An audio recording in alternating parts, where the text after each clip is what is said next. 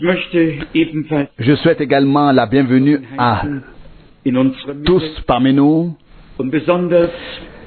Et nous demandons tout particulièrement que notre Seigneur soit présent, qu'il vienne à nous, qu'il nous visite avec miséricorde, qu'il nous parle et qu'il accomplisse par sa parole ce qu'il a prévu.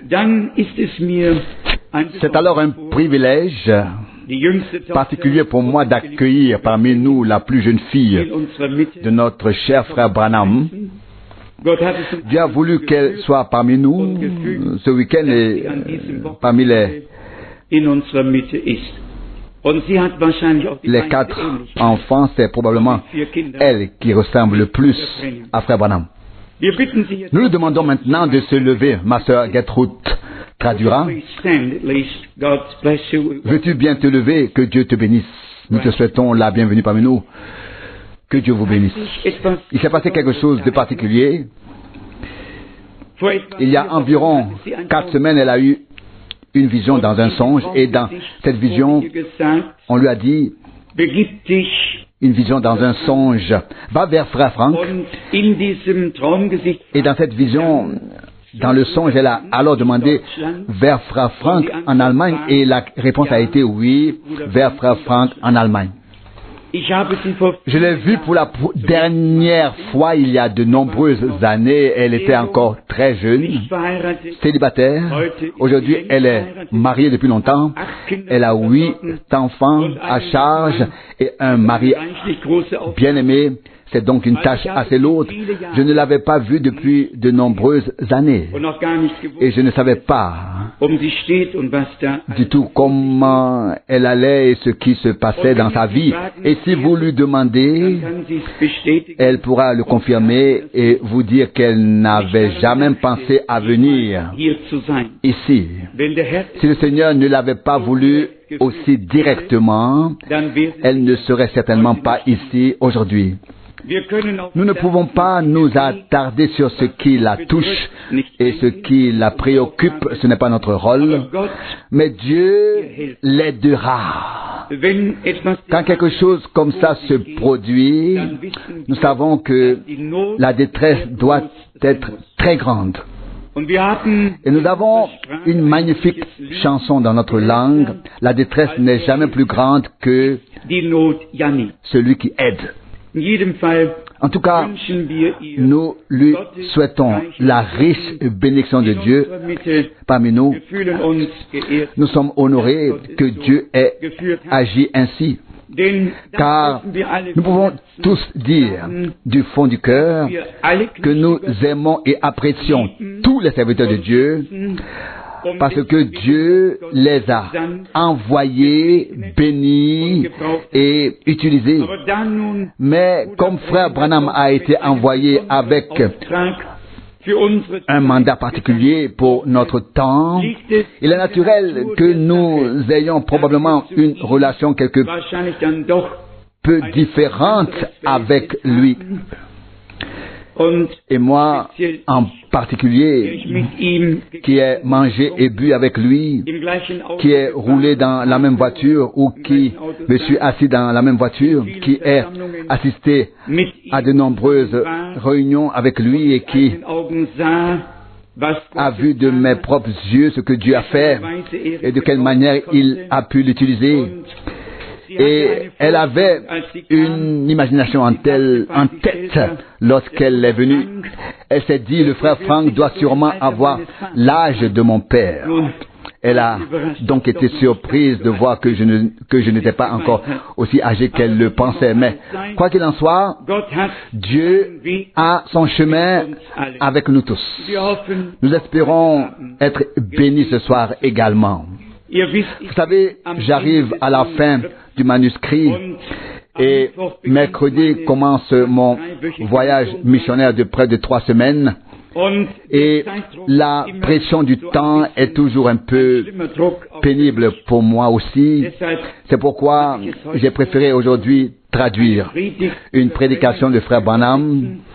Et je suis sûr, je peux déjà le dire, que cette prédication sera une bénédiction pour nous tous.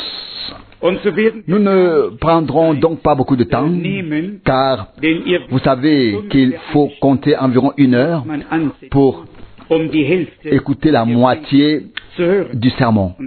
C'est pourquoi nous allons commencer directement. Je le répète, soyez tous les bienvenus. Soyons ici avec un cœur ouvert devant Dieu. Recevons la parole, suivons-la intérieurement et recevons la bénédiction. Passons maintenant au sermon directement. Chantons ensemble le refrain « Crois seulement, et le Seigneur nous bénira. » Crois seulement. Crois seulement. Tout est possible. Oh, crois seulement.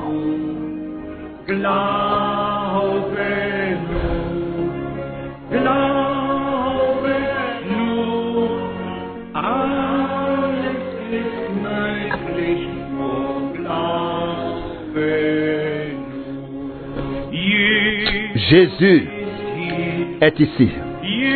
Jésus est là. Tout est possible, car Jésus est ici. Jésus est ici. Jésus est ici. Tout est possible parce que Jésus est ici.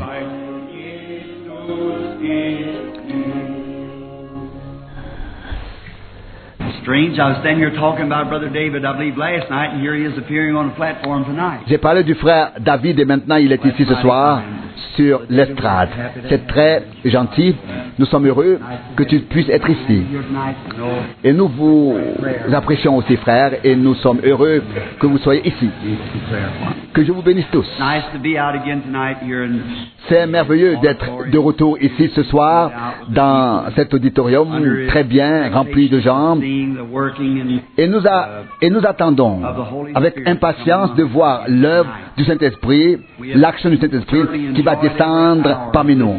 Nous avons certainement apprécié chaque heure passée ici depuis dimanche, soir dernier, ou plutôt dimanche après-midi, pendant les services divins. Ce furent des moments merveilleux et le Saint-Esprit a accompli de grandes choses parmi nous. Les malades ont été guéris, des miracles et des signes ont eu lieu. Les perdus ont été sauvés, d'autres ont été remplis du Saint-Esprit. De grandes choses se sont produites.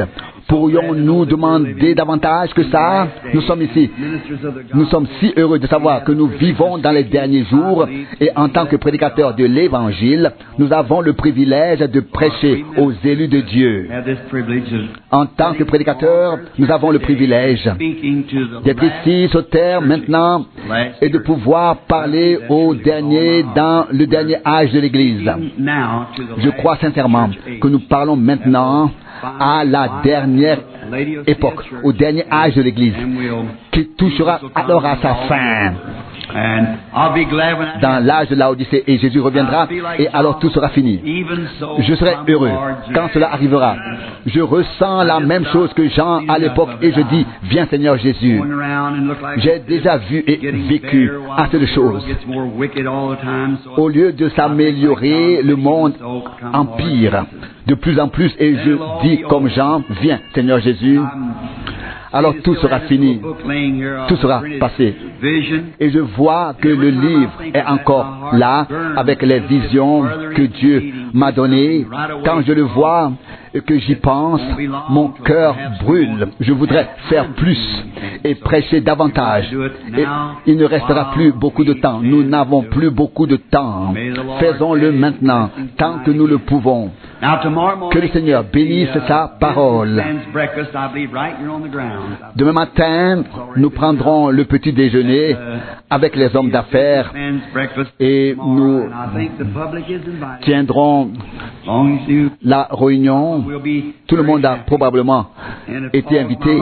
Si vous souhaitez venir, nous serons heureux de vous accueillir. Je devrais probablement prendre la parole demain également. Je suis l'un des orateurs. qu'ils seront appelés et j'espère que le Seigneur nous rencontrera tous. Si vous n'avez jamais participé à un tel petit déjeuner, nous vous invitons à venir. Venez écouter ce que Dieu a fait pour les autres. Peut-être qu'un homme d'affaires a également du succès, mais nous n'en parlerons pas. Nous ne ferons pas de présentation pour promouvoir votre entreprise, mais pour vous encourager, pour vous promouvoir, vous. C'est vrai, comme je l'ai dit hier soir, l'Église a depuis longtemps abandonné son programme lorsqu'elle a essayé de se lancer dans la formation et bien d'autres choses, jusqu'au divertissement même. Nous ne pouvons pas nous comparer à eux, car les enfants du monde sont plus intelligents que les enfants du royaume, a dit Jésus, Luc 16, 8, et nous ne pouvons pas leur offrir de divertissement. Ils en ont eux-mêmes, et l'évangile n'est pas un scintillement, mais une lueur, et c'est quelque chose que nous avons, et le monde ne l'a pas, et il ne peut pas l'avoir. Nous avons Jésus. Nous ne sommes pas aussi intelligents qu'eux et nous ne sommes pas aussi avancés qu'eux. Nous n'essayons pas de les suivre ou d'avoir une meilleure éducation et un meilleur système éducatif. Non. Les choses sont en ordre, mais nous avons Jésus. Et nous essayons de l'apporter au monde. Il est le Fils de Dieu, il est notre Sauveur, et nous le connaissons dans la puissance de sa résurrection. Et c'est ça, la chose vraie, réelle, authentique. Eh bien, en ce qui me concerne, je ne connais peut-être pas très bien son livre, mais je le connais vraiment bien, lui. Et si je le connais, alors c'est bien. Si je connais son livre, je n'ai pas encore la vie éternelle. Mais si je l'ai connu, lui, celui dont vient le livre, alors j'ai la vie. Jean 17:3. Demain soir, nous serons à nouveau réunis et nous aurons un autre service de guérison. Puis dimanche après-midi, nous aurons la dernière réunion. Ensuite, je partirai vers le nord, en Colombie-Britannique, à Denton Creek et à St. John, etc., dans cette région, et j'y resterai pendant l'été. Veuillez prier pour moi, pensez à moi, et nous continuerons ces réunions. N'oubliez pas, s'il vous plaît, surtout vous les étrangers, il y a des prédicateurs ici et partout, des prédicateurs du même évangile sont répartis, et si Dieu le veut, nous aurons alors dimanche une véritable réunion qui s'étendra à toute la ville et durera jusqu'à ce que Jésus revienne. Eh bien, ce frère Joseph Bosé, il m'a dit il y a des années, et nous sommes souvent assis ici ensemble dans son anglais très faible. Au lieu de Brother, il a dit Bruder Branham. Puis il a dit frère Branham, je veux voir Chicago Sequoia. Et il disait toujours choc. Donc Sequoia, il n'arrivait pas à bien le prononcer. Je l'aimais tellement et je lui ai dit, frère Joseph, ton grand désir est maintenant exaucé. Mais peut-être qu'il ne l'a pas compris quand il parlait de secouer la ville. Une nation, cela ne signifie pas qu'une bombe atomique va tomber quelque part. Non, cela concerne l'Église, le peuple de Dieu, qui sera secoué. Non pas les choses religieuses qui sont à l'extérieur, mais celles qui sont dans le royaume de Dieu. Le groupe de Chicago en a déjà fait l'expérience. Il a déjà connu un bouleversement au cours des dernières années. 5, 6, 7 ans. De grands hommes de Dieu sont venus ici, ont prêché aux élus, de grands signes et miracles se sont produits. Ce n'est pas une excuse. Ils ne peuvent pas l'avoir. Sans excuse. Si vous périssez, c'est de votre faute. Vous qui écrivez des textes et les mémorisez, j'ai noté quelques passages bibliques et pris quelques notes sur le sujet que je souhaite aborder.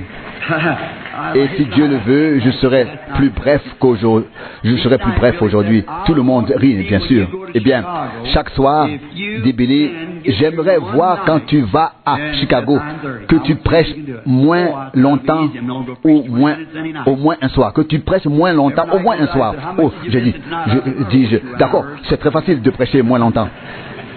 Et quand je recommence, oui. Et puis il me dit encore plus de 2 heures. Eh bien, je ne sais pas grand chose, mais j'aime dire ce que je sais. Un prédicateur a dit un jour, il allait à la réunion, et cela ne doit pas être pris comme une blague, mais seulement pour que vous vous sentiez tous un peu plus à l'aise et détendu. Le premier soir, il a prêché sur la repentance. Le deuxième sur la repentance. Le troisième, sur le quatrième, sur le cinquième soir. Le sixième, le septième, toujours sur la repentance. Toujours la même prédication. Et puis les anciens l'ont pris à part et lui ont dit, docteur tel, nous apprécions votre sermon sur la repentance, mais 6 soirs de suite, toujours la même chose sur la repentance. Oui, dit-il, d'accord. Il lui demande, n'avez-vous pas d'autres messages? Bien sûr, mais j'attends qu'il se répandent pour pouvoir leur apporter l'autre message. Oui, c'était ça. Oui, c'est une très bonne philosophie. Il voulait prêcher jusqu'à ce qu'ils se répandent et ensuite il voulait prononcer l'autre sermon. Je voudrais lire 2 Rois, chapitre 3, verset 15. 2 Rois, chapitre 3, verset 15. Maintenant, amenez-moi un joueur de harpe. Et comme le joueur de harpe jouait, la main du Seigneur vint sur Élisée. Si je veux ou peux choisir un texte ici et un contexte, je voudrais mentionner le thème « Entrer dans l'esprit ». Il y a eu ici un changement, une transformation, une modification. Ils avaient là de grands prophètes et l'un des plus grands venait d'être enlevé dans la gloire. Et c'était une grande perte pour l'Assemblée lorsqu'un tel homme était enlevé. Mais quel réconfort cela aurait dû leur apporter de savoir que cet homme leur avait été envoyé comme représentant de Dieu et qu'il était retourné chez lui dans la gloire sans avoir à mourir. Il avait simplement été enlevé. Élie était une image ou un symbole magnifique pour ce jour. Cela ne s'applique peut-être pas tout à fait ici, mais si quelqu'un connaît mieux la Bible que moi, je crois qu'un message comme celui d'Élie sera vrai avant l'enlèvement, avant que l'enlèvement n'ait lieu. Et ce sera un feu qui brûlera à nouveau. Et avec ce feu, nous serons enlevés. Le même esprit, le même feu qui est descendu à la Pentecôte. Dieu prend ses hommes, mais pas son esprit. Et il prend toujours quelqu'un d'autre sur qui il peut mettre son esprit. Tout au long de la Bible, il n'a jamais eu 2 prophètes principaux en même temps. Toujours un seul à la fois. Et quand celui-ci était pris, un autre apparaissait. Voyez-vous, il a changé les messages, mais toujours le même esprit. Il est juste. J'espérais ou souhaitais avoir le temps de pouvoir développer ces choses. Voyez, Élie avait prêché contre Jézabel et ses voix, ses actions, etc., contre les dirigeants d'Israël, contre l'association des prédicateurs. Dieu l'a alors rappelé à lui. Et avant qu'il ne parte, quelqu'un d'autre devait être loin pour apporter le même message. Et il a jeté son manteau sur lui, c'est-à-dire sur Élisée. Et Élisée, après avoir reçu le manteau d'Élie, vous savez ce qui s'est passé. Il s'est précipité à sa suite. Eh bien, nous constatons qu'Élie a essayé de décourager Élisée en lui disant « Reste ici, reste ici ». Et nous voyons qu'il n'est pas resté là-bas. Il a continué, il a suivi jusqu'à Gilgal, à l'école des prophètes, à Jéricho, jusqu'au Jourdain et à la traversée. Vous voyez, comme nous l'avons prêché, dimanche dernier, il en va de même pour la postérité d'Abraham. Il a donné 3 choses particulières à Abraham. Premièrement, dans le chapitre 12, la justification. Dans le chapitre 14, la sanctification. Dans le chapitre 17, puis le fait que Dieu l'a nourri. Vous voyez, la justification, la sanctification et le baptême dans le Saint-Esprit. Vous voyez, c'est ce qu'il fait avec l'Église. La justification, comme c'était le cas avec Luther. La sanctification, comme Wesley l'enseignait particulièrement. Et maintenant, comme c'est le cas dans l'âge pentecôtiste, le baptême du Saint-Esprit. Vous voyez, et tout est rendu, est rétabli à l'Église, est restauré. Vous voyez, c'était Dieu révélé dans la chair à l'époque, Jésus-Christ, Emmanuel, et qui était, vous voyez, et il y a toujours eu des périodes particulières de décision. Eh bien, à l'époque d'Abraham, il a dû changer les deux physiquement afin qu'il puisse recevoir le Fils promis. Il a dû les changer. Il fait la même chose mais aujourd'hui. Oui, nous aussi, nous serons changés, transformés avant d'être enlevés. Nous devons recevoir un corps transformé. Vous voyez, avant de recevoir la promesse, ils ont été transformés dans leur corps. Pas tout à fait jeunes comme nous le serons, mais suffisamment transformés, changés pour que cela puisse se produire. De telle manière qu'ils puissent avoir le Fils. Vous voyez? Et c'est pourquoi l'Église est maintenant amenée à vivre la transformation du corps. C'est certain. Oui, nous devons avoir un corps changé avant de pouvoir le rencontrer dans les airs. Il reviendra et nous serons transformés en un instant, en un clin d'œil. Vous voyez, Dieu a fait passer Élisée par le même processus et il est descendu d'abord à Gilgal, puis jusqu'à Jéricho et au-delà du Jourdain en le traversant. Et il avait une double mesure de l'esprit d'Élie. Jésus a dit, les œuvres que j'ai faites, vous les ferez aussi, et vous en ferez de plus grandes encore, car je vais vers le Père. Vous voyez, c'est un type de Christ et de l'Église. Christ a été enlevé. Mais le même esprit qui était sur Christ est venu sur l'Église. À l'époque, Christ ne pouvait être qu'à un seul endroit. Mais aujourd'hui, il peut être universellement présent dans le monde entier, dans l'Église. Nous sommes aujourd'hui à Chicago avec le Christ. Nous servons ici. Le Christ peut servir à Philadelphie, au Japon, en Asie, en Europe. Il est partout. Et en ce moment même, des gens sont guéris par la puissance de Dieu dans le monde entier. Des dizaines de personnes reçoivent le baptême du Saint-Esprit partout. Son esprit est répandu dans les derniers jours. Dès que l'école de théologie fut terminée, ils continuèrent leur chemin. Et puis nous voyons qu'Élisée les accompagna. Et ils dirent, l'esprit d'Élie repose maintenant sur Élisée. 2 Rois 2, verset 15. Et puis, nous constatons que les gens savaient que le même esprit de Dieu était sur le prophète. Et ils vinrent vers lui et se demandèrent s'il était capable de faire aussi des miracles. Et ici, nous avons une image magnifique. Il est là, sur la montagne, un très bel endroit pour enseigner. Et puis, on lui dit, l'eau ici est amère. Elle est imbuvable. Il y avait une source. Et il était nécessaire d'avoir une nouvelle source. Vous savez bien qu'on ne met pas du vin nouveau dans de vieilles outres. Je pense aussi qu'aujourd'hui est le jour où nous devons rendre l'eau saine. Il faut y mettre du sel pour qu'elle devienne saine au nom du Seigneur. Eh bien, Dieu le fait habituellement.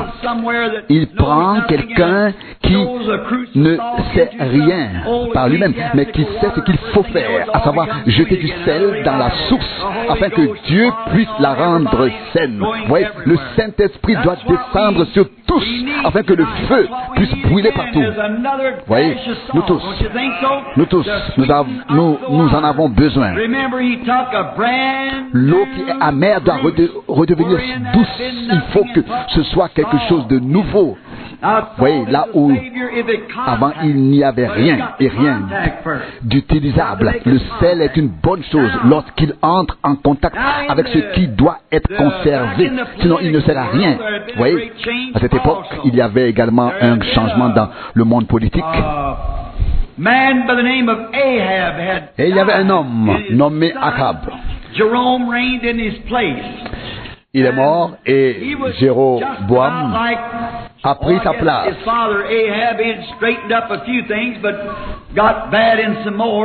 Et il voulait régler certaines choses.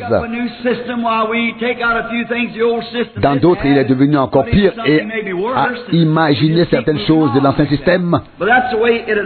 Jéroboam, oui, c'était vrai. Voyez-vous, c'est aussi ce que nous faisons. Nous essayons toujours de faire quelque chose par nous-mêmes. Josaphat est venu rencontrer Achab pour conclure un accord avec lui, pour former une alliance. Et n'est-ce pas étrange? Josaphat était roi depuis 18 ans. Il est venu voir Achab, ou plutôt Jéroboam, et ils ont discuté ensemble, et il a glissé dans l'erreur comme auparavant. Nous faisons toujours la même chose. Nous glissons toujours dans l'erreur. Et nous constatons que des gens s'en sortent et commencent à servir Dieu. Puis, elles retombent dans le monde. Et la Bible fait une comparaison très crue et dit, le chien retourne à son vomi et le porc à son souillon. Proverbe 26, verset 11. Eh bien, si le chien a vomi une fois, parce que cela ne lui convenait pas, oui. S'il en reprend, cela lui conviendra-t-il? Certainement pas. Si vous vous êtes converti, parce que certaines choses ne vous convenaient pas, voulez-vous y retourner et vous y livrer à nouveau? Restez avec le Seigneur et éloignez-vous de ces choses. Nous constatons que c'est ainsi que les choses se passent. Et on dit, oui, cela a toujours été ainsi, et cela fait simplement partie de la vie. Mais ici, Josaphat a dit, je vais maintenant aller parler à Joram. Peut-être sera-t-il différent comme l'était le vieux pasteur Achab, car c'était un homme nouveau, mais il avait le même ancien système et n'a fait qu'y ajouter quelque chose de nouveau, de nouveaux programmes qui n'existaient pas auparavant. Et nous avons fait la même chose jusqu'à aujourd'hui, nous les pentecôtistes. C'est à peu près ce que nous avons fait. Nous sommes sortis de l'ancien système. Nous avons commencé un nouveau réveil et puis nous avons fait ce qui était fait auparavant dans l'ancien système. Voyez-vous, et cela a déchiré les choses. Il n'y a pas si longtemps, le réveil a commencé parmi les pentecôtistes. Et on parlait de la pluie de l'arrière-saison. Et cela s'est propagé ici et là. Et ils ont dit, nous ne sommes pas organisés. Et aujourd'hui, ils sont plus organisés que les autres. Qu'est-ce que c'est? Ce n'est pas le nouveau pasteur, ce n'est pas la nouvelle chose. Voyez, tout cela est dans la confusion. C'est ce qui s'est passé. Et c'était ainsi à l'époque avec Josaphat. Et il a regardé le nouveau pasteur Joram et ils ont parlé ensemble juste pour le remettre dans le pétrin. Toute la splendeur et tout le reste qui allait avec. Voyez, et puis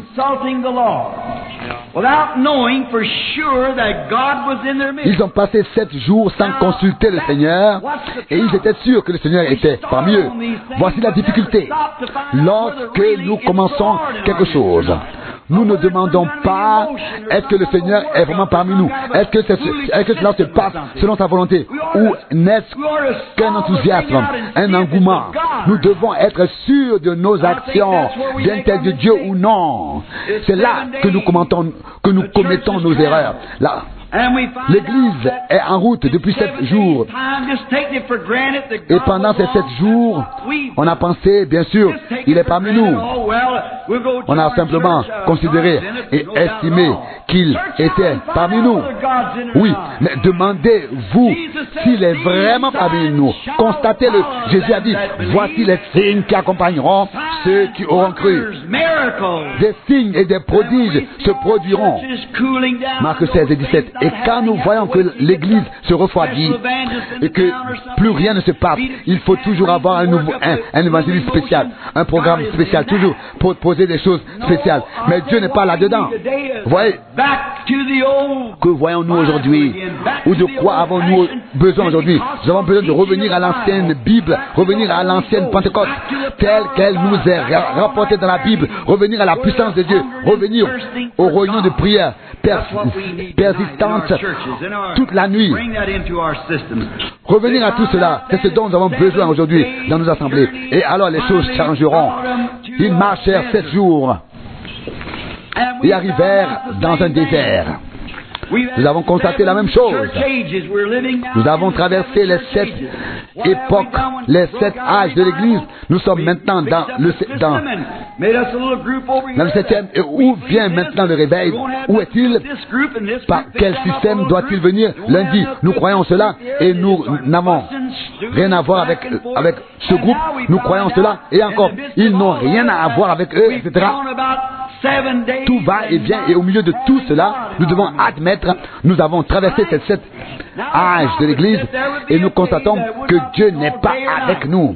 Mais le prophète dit, il viendra un jour qui ne sera ni sombre ni lumineux. Ce sera un jour triste et brumeux.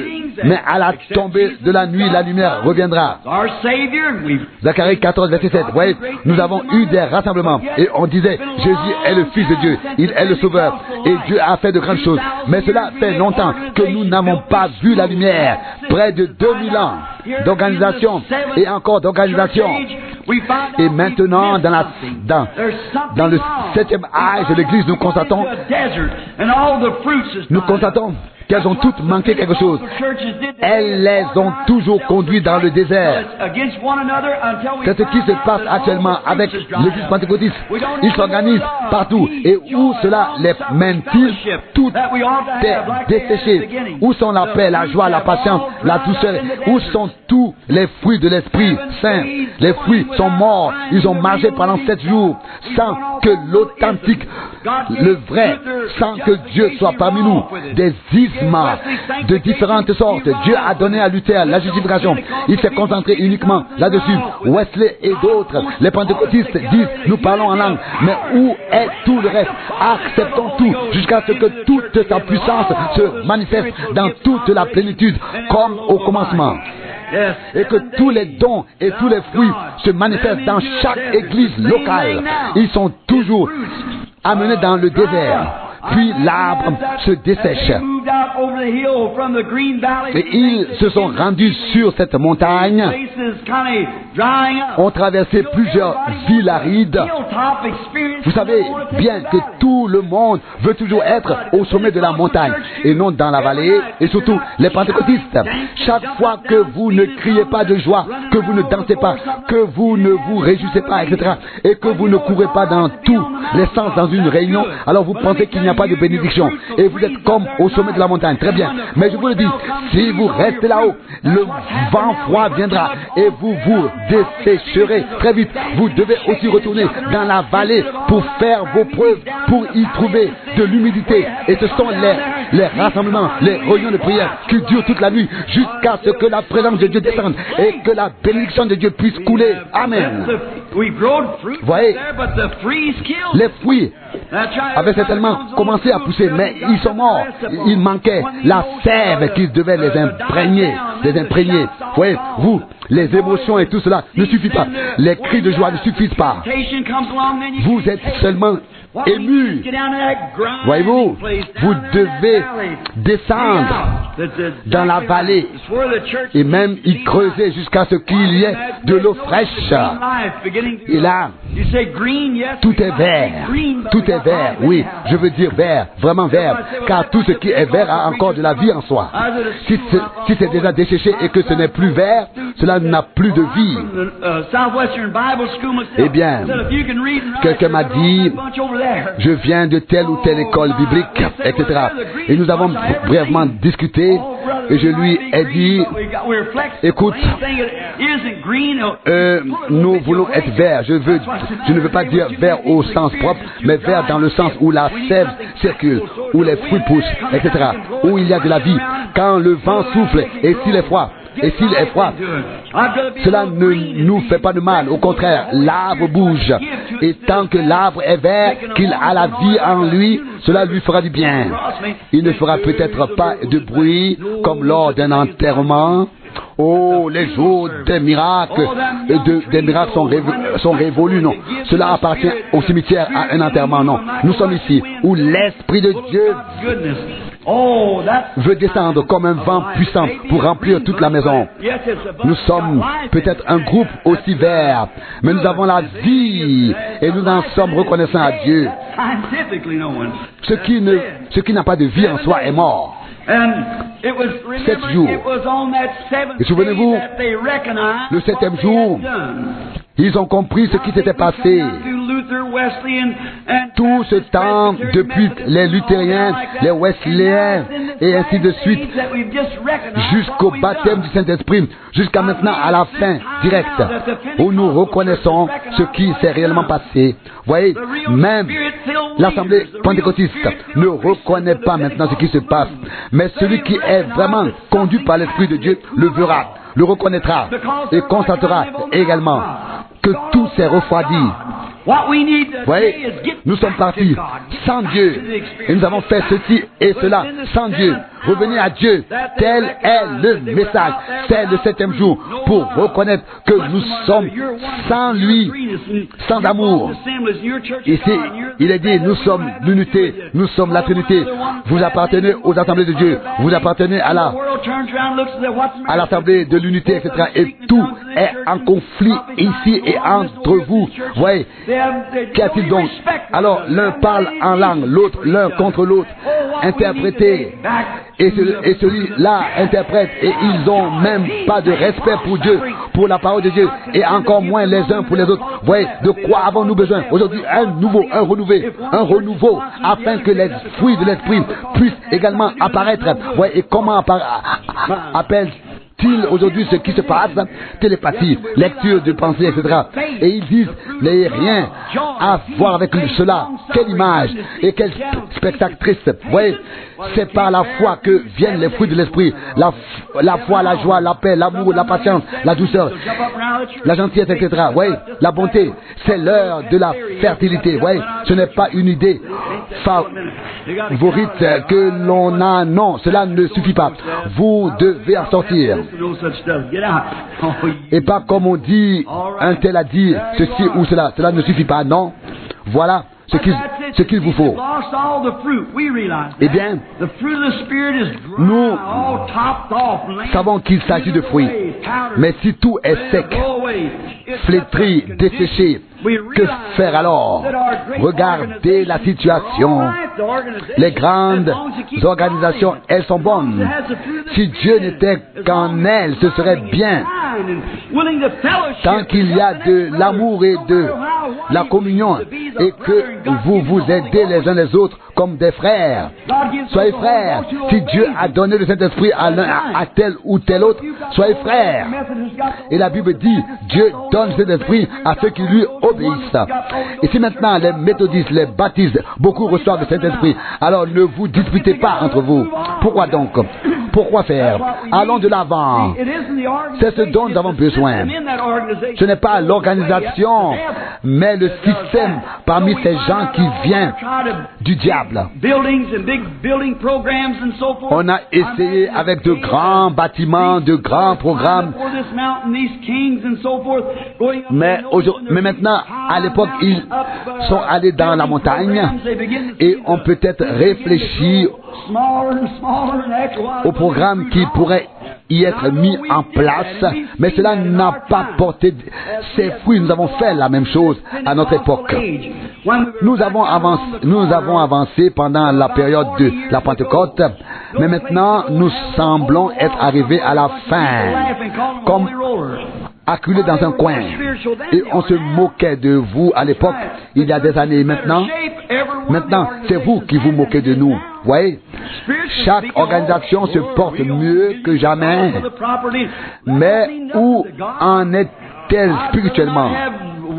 Voyez, elles ont toutes des millions de dollars. Mais qu'en est-il du domaine spirituel? Et je préfère n'avoir que ce que Jean avait, à savoir une peau de chameau, mais dire la vérité et prêcher la vérité plutôt que de posséder toutes les richesses du monde. Voyez, les assemblées sont sans Dieu, dans leur propre programme, sans le fruit de l'esprit. Elles ont toutes progressé et ont suffisamment de tempérament pour se battre avec une scie circulaire. Vous voyez, le fruit de l'esprit est l'amour, la paix, la joie, la patience, la douceur. Et vous n'avez pas 2 minutes de patience. Vous voyez, la patience, la douceur, tous ces fruits sont desséchés, morts, flétris. De grands programmes, bien ficelés. Oh, on dit notre pasteur est mieux formé que les autres. Et il a reçu plusieurs distinctions. Bien sûr, toutes ces distinctions peuvent aussi le mener à la mort. Bien sûr. Vous voyez, nous avons tout cela. Nous le voyons. Mais où est le fruit? Où est l'eau de la vie? Est-elle en haut ou coule-t-elle en bas à travers la vallée? Vous voyez, comme je l'ai déjà dit, il y a quelques jours, les gens sont si rapides. Ils vont ici, puis là, ils sont membres ici, puis là-bas, toujours d'un endroit à l'autre. Certains trouvent qu'il fait si chaud là-bas qu'ils sont presque cuits et si froid là-bas qu'ils gèlent, mais ils continuent quand même d'aller et venir. Où est le fruit de l'esprit? Tout meurt et nous le voyons partout. Vous savez que c'est vrai, bien sûr. Puis nous constatons que cela s'est produit et s'est passé là-bas dans le désert. Ils y sont arrivés sans Dieu, bien sûr. Ils ont marché pendant 7 jours, et oui, oh oui, Dieu est parmi nous, ont-ils pensé, nous sommes tels et tels. Mais où est Dieu? Où est Dieu dans la chose? Nous avons des grandes assemblées, plus grandes, des choses plus grandes et beaucoup de choses et de beaux fauteuils dans lesquels nous pouvons nous installer confortablement et des Cadillacs valant plusieurs milliers de dollars. Mais où est Dieu? Où est Dieu?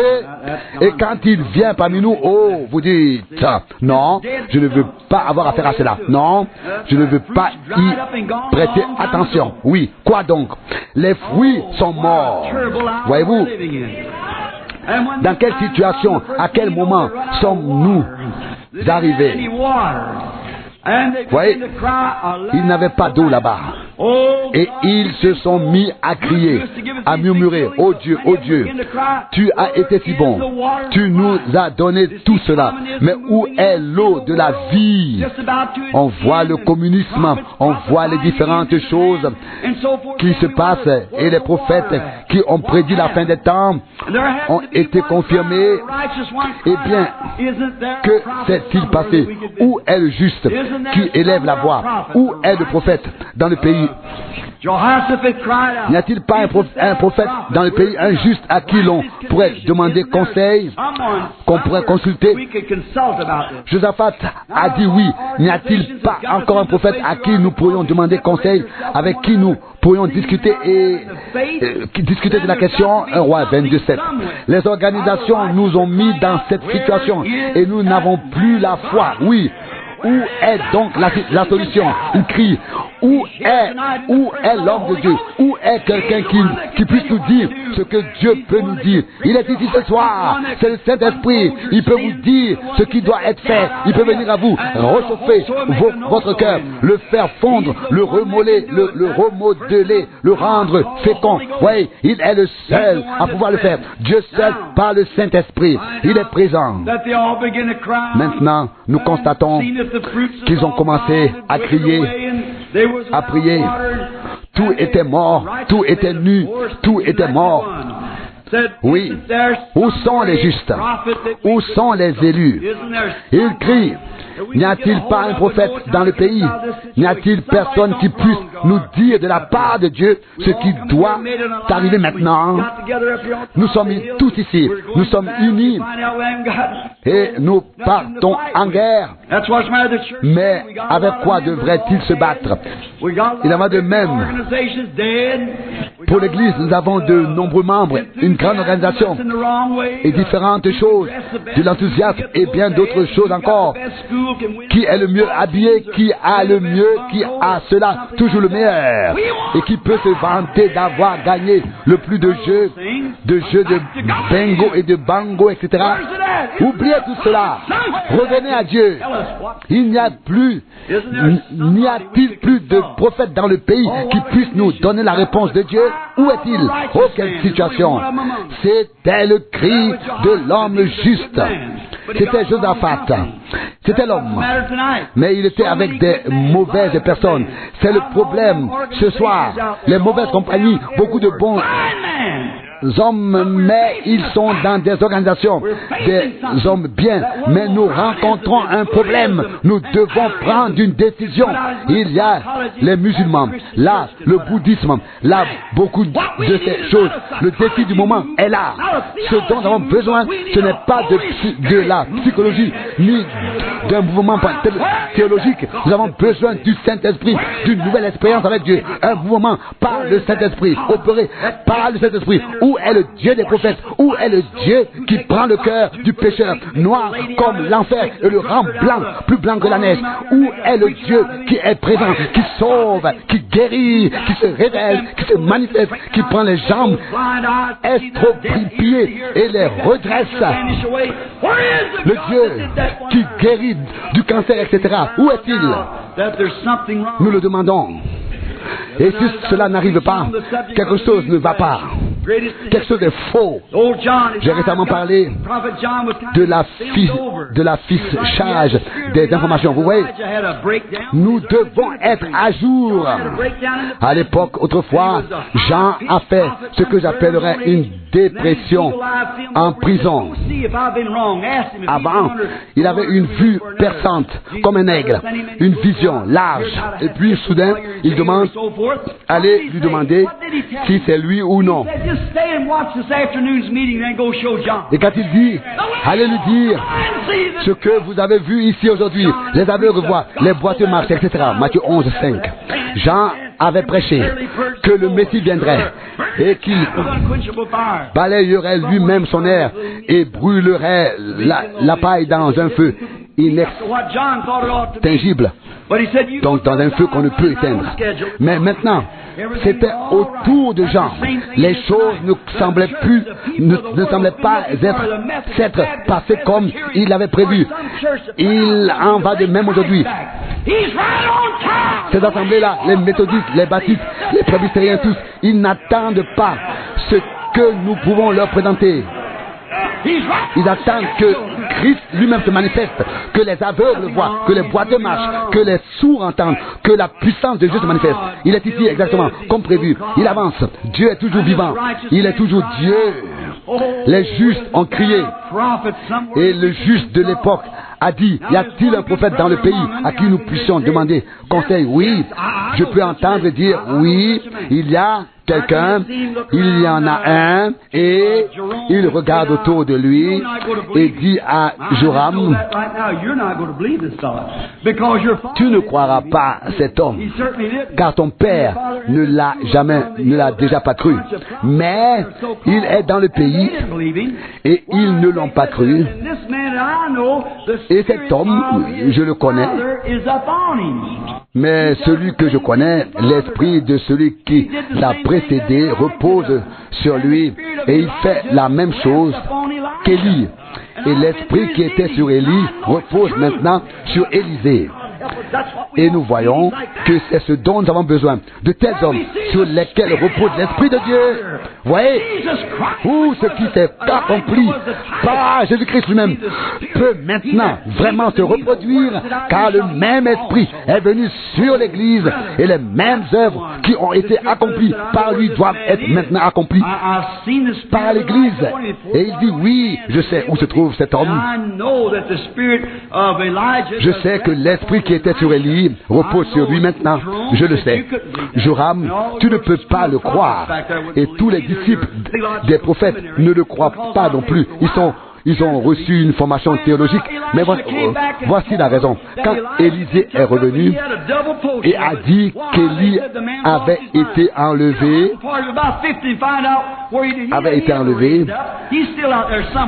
les autres pensaient quand même qu'il était encore quelque part. Et ils ont envoyé des gens pour le chercher. Ils ne croyaient pas ce qu'Élisée leur disait au sujet d'Élie. Il en est de même aujourd'hui. Aujourd'hui, ils ne trouvent pas Jésus-Christ. Il a été enlevé. Mais il a répandu son esprit. Et il est maintenant dans l'église. Et ils ne l'ont pas vu. Amen. Ils n'ont pas vu. Il ne vient pas par la théologie créée par l'homme. Il ne vient pas par l'organisation. Il vient dans le cœur de l'homme par le baptême du Saint-Esprit. Amen. Pas par des systèmes créés par l'homme. Oh, ils se sont organisés et ont organisé différentes fêtes à ce sujet. Et on dit, je ne crois pas cet homme. Nous avons tous nos diplômes universitaires. Nous en savons plus que lui. Et nous savons que cet homme qui a mangé et bu avec nous ici, nous le connaissions. Comment a-t-il pu être élevé au ciel? Non, ce n'est pas possible. Nous le connaissons, nous le connaissions. Oui, tu vois, ils ne le connaissaient pas. Allez-y, découvrez ce qui s'est passé. Ils ont cherché et il a dit, allez-y, mais vous ne le trouverez pas. Ils se sont simplement moqués de cela. Vous ne le trouverez jamais dans votre organisation et dans votre système. Il a été élevé, exalté. Et il vient sous la forme du baptême du Saint-Esprit pour poursuivre et confirmer sa parole. Et vous devez naître de nouveau par le baptême de cet esprit. Dans ce que Dieu fait maintenant, voyez-vous, il ne suffit pas de travailler avec son esprit et de se mettre ensuite en mouvement. Non, ce doit être le véritable Saint-Esprit qui produit le véritable fruit du Saint-Esprit. La douceur, l'amour, la joie, la paix, tous les fruits du Saint-Esprit. C'est cela et rien d'autre. Joram ne croyait pas, car l'école disait, ou les disciples des prophètes, non, cela ne peut pas être ainsi. Nous avons notre groupe ici, nous allons encore le chercher. Voyez-vous, c'est ce qu'on a essayé de faire pendant 2000 ans. On l'a cherché. Mais où l'a-t-on cherché? Dans des organisations. Mais il n'est pas là. Bien sûr.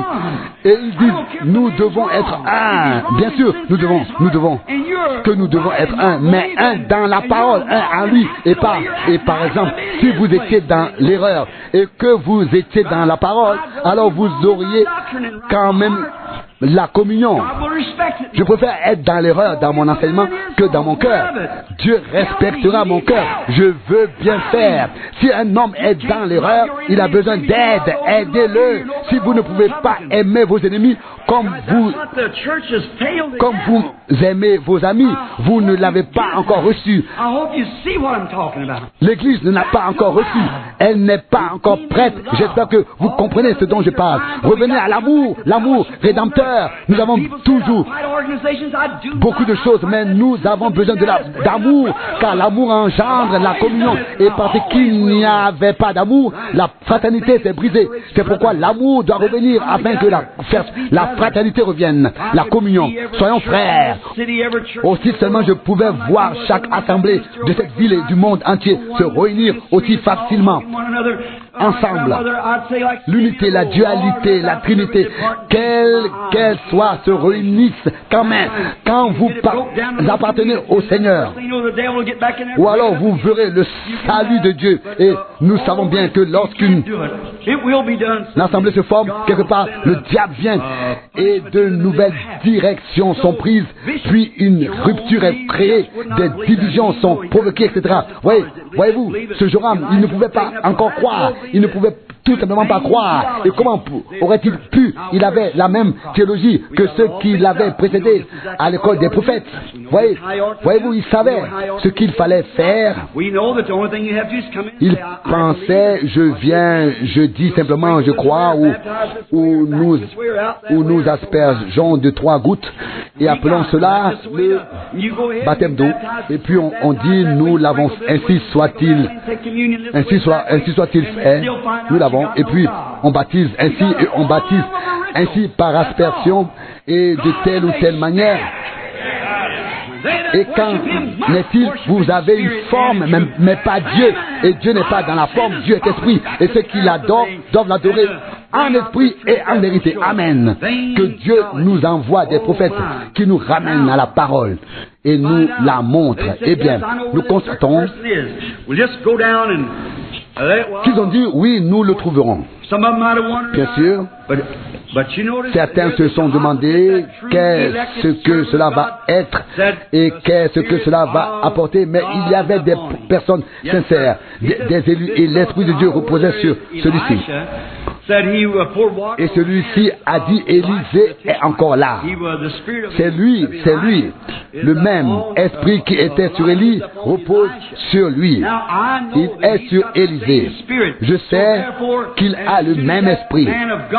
Et c'est pourquoi, dès que l'homme de Dieu a entendu que l'esprit qui reposait sur Élie reposait maintenant sur lui, alors le même homme fera la même chose, car Élie était un vrai prophète. Et le même esprit sur l'autre homme ferait la même chose qui s'était produite auparavant. Laissez-moi dire ici, frères et amis, bien-aimés, si l'esprit de Jésus-Christ vient sur l'Église, alors l'Église fera la même chose que Jésus-Christ a faites. Les œuvres que j'ai accomplies, vous les accomplirez aussi. Il a confirmé, il a fait.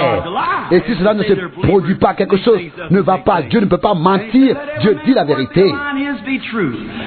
Il dit que toute parole humaine soit mensonge et que la mienne soit vérité. Romains 3, verset 4. L'esprit, le même esprit reposait sur cet homme.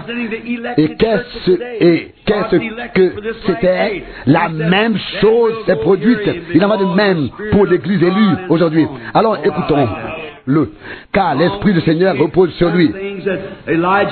Tant que nous voyons que Dieu est avec lui, nous l'écouterons. Et ils allèrent l'écouter, et sûr que c'était la vérité. Ils se présentèrent alors devant le prophète. Oh, que s'est-il passé là? Peut-être cela l'a-t-il un peu touché. Il pensait être ainsi sanctifié. Joram, pourquoi ne vas-tu pas voir tes propres prophètes? Pourquoi ne vas-tu pas voir les prophètes de ta mère ou les prophètes de ton père? Va donc voir tes formalités. Essaie donc là-bas. Pourquoi ne vas-tu pas là-bas? Oh non, non. C'est le Seigneur qui nous a fait sortir. Et nous allons mourir, nous périrons. Si Dieu ne nous aide pas, ils n'avaient plus besoin de mourir. Ils étaient déjà morts. Spirituellement parlant, ce n'était plus qu'une organisation religieuse, rien de plus. Vous voyez, si Dieu ne revient pas dans l'Église, elle restera morte. Nous aurions tous péri. Et lorsque ce prophète eut prononcé sa réprimande, et vous le savez, le prophète aurait pu dire, si je ne respectais pas Josaphat, je ne t'aurais pas prêté attention. Dans toutes les différentes dénominations et organisations, Dieu ne vous aurait pas prêté attention si vous n'aviez pas eu de respect pour sa parole et pour ceux qui vous apportent la parole. Si Oral Robert n'était pas venu, si tous les autres n'étaient pas venus, voyez-vous, c'est uniquement pour les élus, pas pour l'Église, mais pour les élus. Sinon, ils ne nous auraient même pas regardés. Mais c'est un peuple qui veut croire. Et c'est pour cela, c'est pour ce peuple-là que cela arrive. Et le Saint-Esprit leur apporte ce qu'ils doivent savoir. Voyez-vous, le prophèt a prêché la justice. Il les a réprimandés. Et il a dû contrôler un peu son tempérament. Voyez-vous, j'ai lu un texte ici qui dit « Apportez-moi un instrument de musique ». Certains ne croient même pas qu'il faille avoir des instruments de musique. La bonne musique est belle. Et si c'était le cas à l'époque, ce sera encore le cas aujourd'hui. La belle musique est belle. Apportez-moi un instrument. Et lorsque l'instrument a joué, la main du Seigneur est venue sur l'homme de Dieu. Vous voyez, je peux voir comment l'instrument a été apporté. Peut-être ont-ils chanté crois seulement, crois seulement, crois seulement. Tout est possible à celui qui croit. Jouez un peu jusqu'à ce que l'Esprit descende. Et puis l'Esprit est venu. Et il a eu une vision. C'est ainsi que cela se passe. Il ne pouvait pas le faire tout seul, de lui-même, pas avec son intellect. Les autres, les intellectuels, ils pensaient, et les rois et les souverains, ils pensaient qu'on pouvait y parvenir par l'éducation. Non, cela ne fonctionne pas. Ils étaient aveugles. C'est la raison pour laquelle ils qualifient aujourd'hui ces visions qui viennent de Dieu de télépathie, de lecture dans les pensées. Mais ils ne connaissent pas la parole de Dieu. C'est pourtant la vision qui a révélé la vérité. C'est la voix de Dieu, car l'Esprit du Seigneur était sur le prophète et la parole du Seigneur est venue au prophète. Et puis, cela s'est transformé en une vision et il a vu ce qui allait se passer. Ce n'était pas une réflexion intellectuelle, mais une révélation. Il a eu une vision et alors il a su, c'est cela. Et qu'a-t-il vu? Oh, Joram, tu as besoin d'une autre distinction maintenant. Et Josaphat, toi aussi tu devrais étudier un peu plus pour savoir comment faire les choses. Non, ce n'était pas comme ça, certainement pas. Peut-être que tu devrais améliorer tes vêtements, avoir de meilleurs vêtements, et tu ne devrais peut-être pas retourner le col vers l'extérieur, mais plutôt vers l'intérieur pour faire un col retourné, comme c'est le cas dans la communauté religieuse catholique. Vous savez, ceux qui connaissent l'histoire pensent qu'ils viennent de la Pentecôte et qu'ils sont l'église primitive. Bien sûr, s'ils ont vraiment commencé là-bas, il y a eu immédiatement une scission, mais pas la vraie. Une grande société, les Nicolaïtes et d'autres étaient là, qui ont submergé, qui ont dominé les laïcs. Voyez-vous, ce n'est pas le Saint-Esprit qui l'a fait. Le Saint-Esprit habite dans tout le corps du Christ. Fin de la traduction.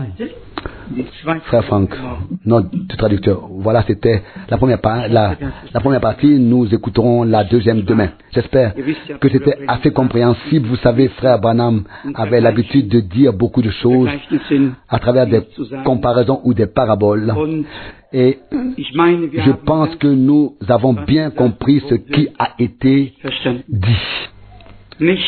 Pas de nouveaux programmes, pas de nouvelles orientations, directions, mais une nouvelle expérience de l'action de Dieu à travers une véritable effusion du Saint-Esprit.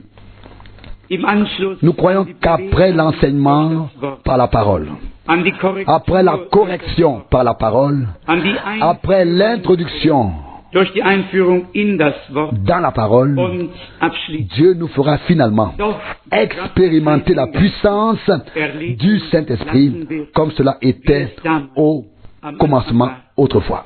so wie wir Nous ne pouvons pas rester tels que nous sommes actuellement. Et cela ne peut pas continuer ainsi. Nous croyons dass Gott que Dieu tiendra toutes les promesses qu'il a faites. auch einlösen wird. Ist Il est le même hier, aujourd'hui et und derselbe. éternellement.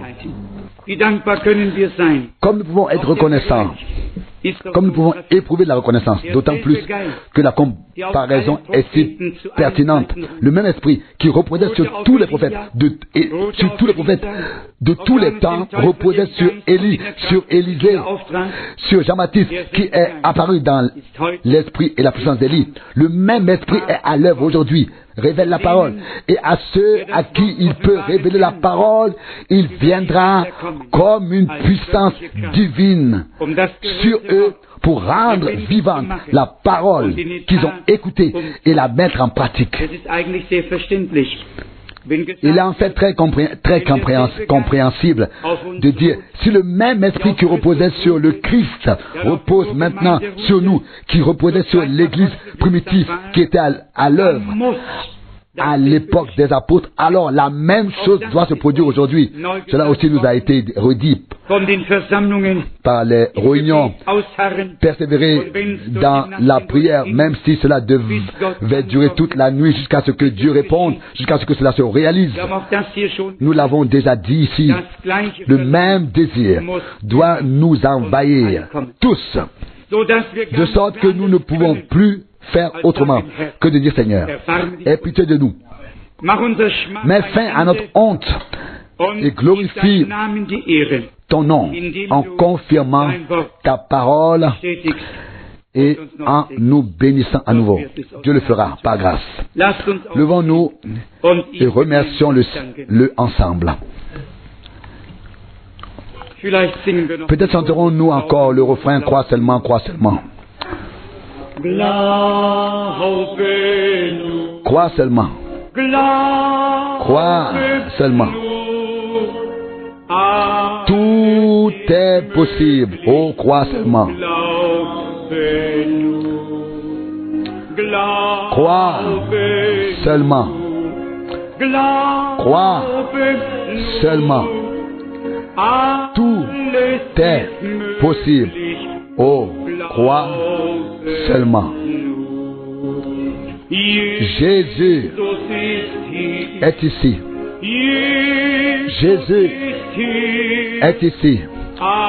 Tout est possible parce que Jésus est ici. Jésus est ici. Jésus est ici. Tout est possible car Jésus est là.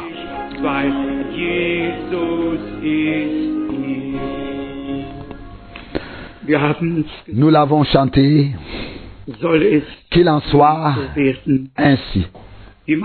Dans l'Ancien Testament, il est écrit, si Dieu est vraiment avec nous, où sont tous ces miracles et ces signes dont nos pères nous ont parlé. Juge 6, verset 13.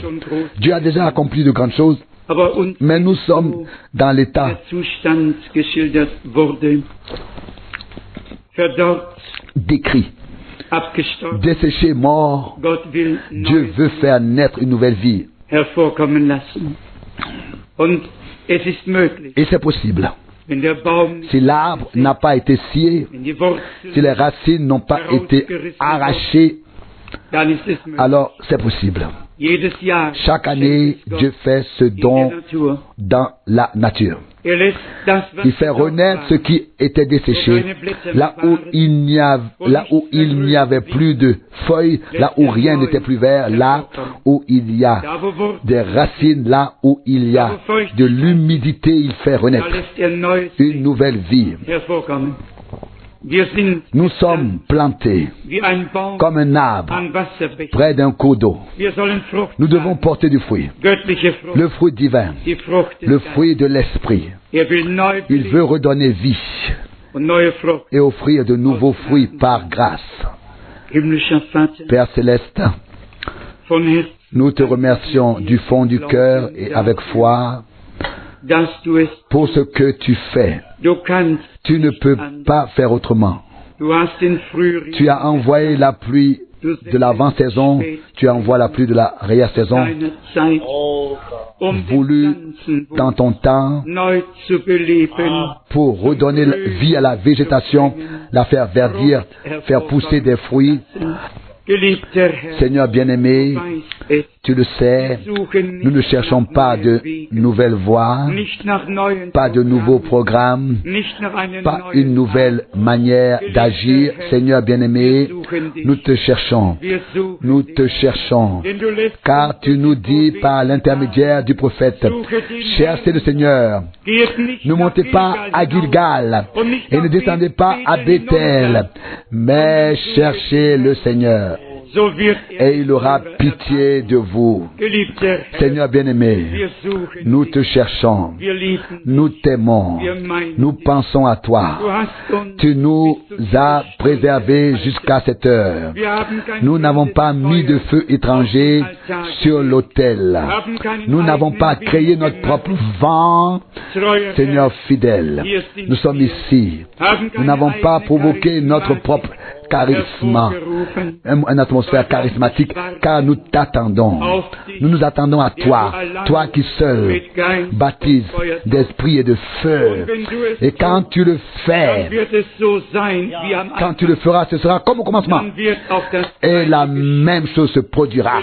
Seigneur bien-aimé, nous voulons que tu nous possèdes entièrement. Que nous ne voulions plus rien d'autre que ce que tu veux.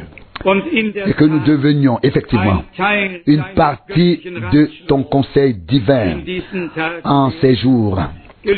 Seigneur bien-aimé, aide-moi d'une manière toute particulière. Oh Dieu, donne-moi aussi plus de confiance, plus de foi, plus d'assurance. Oh Dieu, tu nous as parlé, tu as envoyé un prophète pour nous sortir de toute cette confusion et nous révéler ta parole et ta volonté. Nous t'en remercions. Oui, nous voyons ta parole briller comme une lumière éclatante dans un lieu obscur. Élève ton visage au-dessus de nous. Aide-nous, viens à notre rencontre et bénis-nous. Ôte le monde de nous. Tout ce qui ne vient pas de toi ne conduit pas non plus à toi. Seul ce qui vient de toi nous ramène à toi. Oui, nous ramène en ta présence.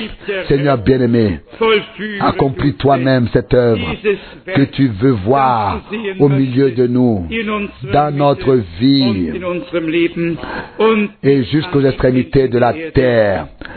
Nous te remercions de tout cœur, toi le Dieu Tout-Puissant, pour la prédication que nous avons entendue. Puissions-nous aussi avoir toujours du sel avec nous, comme tu l'as dit dans le sermon sur la montagne. Ayez du sel avec vous. Seigneur bien-aimé, que tous les puits empoisonnés soient remis en état, afin que de l'eau douce, agréable, saine et fraîche puisse en couler. Tu connais la situation. Tu sais toutes les détresses. Oui, en effet, tous ceux qui empoisonnent les puits. Seigneur bien-aimé, aie pitié, afin que nous ne les jugions pas, mais que nous emportions du sel avec nous et que nous en mettions partout, afin que la pourriture disparaisse et que tout redevienne saint pour la gloire de ton nom, comme là-bas la source de Jéricho que nous avons nous-mêmes visité, que nous avons vu et qui jaillit encore aujourd'hui. Dieu fidèle. Alors il n'y aura plus de fausses couches, plus de mauvaises décisions, plus d'erreurs. Alors plus rien ne va de travers. Alors tu nous prendras sous la conduite directe de ton Saint-Esprit, et qu'il en soit ainsi au nom de Jésus-Christ, notre Seigneur. Mon Dieu, aide-nous, alors nous serons aidés. Bénis-nous, alors nous serons bénis. Alléluia. Gloire et honneur à toi, notre Seigneur et Dieu, au nom précieux et saint de Jésus. Amen.